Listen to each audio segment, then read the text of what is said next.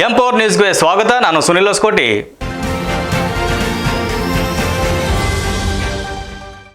ಲಿಂಗರಾಜಪುರಂ ಜಾನಕಿರಾಮ್ ಲೇಔಟ್ನಲ್ಲಿ ಮೂಲ ನಿವಾಸಿ ಅಂಬೇಡ್ಕರ್ ಸಂಘದ ವತಿಯಿಂದ ಸಂವಿಧಾನವನ್ನು ಓದುವುದರ ಮುಖಾಂತರ ಜಯಂತಿಯನ್ನು ಆಚರಣೆ ಮಾಡಿದ್ದಾರೆ.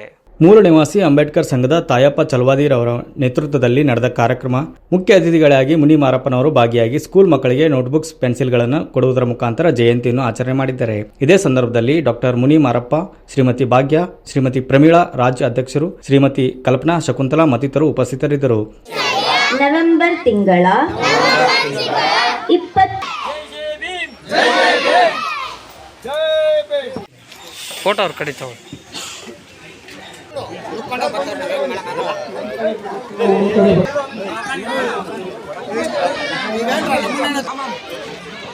ಸ್ವಲ್ಪ ಸೈಡ್ ಬಿಡಿ.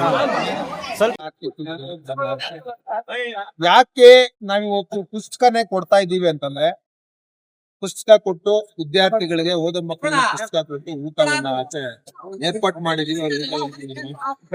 ಪುಸ್ತಕ ಯಾಕೆ ನಾವು ಕೊಡ್ಬೇಕು ಅಂತಂದ್ರೆ, ಈ ಭಾರತ ದೇಶದಲ್ಲಿ, ಇಡೀ ಭಾರತ ದೇಶದಲ್ಲಿ ಅಥವಾ ಜಗತ್ತಲ್ಲಿ ಹೇಳಬಹುದು, ಒಂದು ಮನೆಯಲ್ಲಿ ಸುಮಾರು 50,000 ಪುಸ್ತಕಗಳನ್ನ ಇಟ್ಟಿದ್ದು, ಆ 50,000 ಪುಸ್ತಕಗಳನ್ನ ಓದಿರ್ತಕ್ಕಂಥವ್ರು, ಓದಿ ದೇಶಕ್ಕೆ ಸಂವಿಧಾನ ಬರ್ದಿರ್ತಕ್ಕಂಥವ್ರು ಯಾರಾದ್ರೂ ಒಬ್ಬರಿದ್ರೆ ಅದು ಬಾಬಾ ಸಾಹೇಬ್ ಅಂಬೇಡ್ಕರ್ ಒಬ್ಬರೇ ಅಂತ ಹೇಳೋದಕ್ಕೆ ತಿಳಿಸ್ತೀನಿ. ನ್ಯೂಸ್ ರಿಪೋರ್ಟರ್ ದುರ್ಗಾದಾಸ್, ಎಂ4 ನ್ಯೂಸ್, ಬೆಂಗಳೂರು. ಇದಿಷ್ಟು ಇವತ್ತಿನ ಸುದ್ದಿ. ನಿರಂತರ ಸುದ್ದಿಗಾಗಿ ನೋಡ್ತಾ ಇರಿ ಎಂ4 ನ್ಯೂಸ್.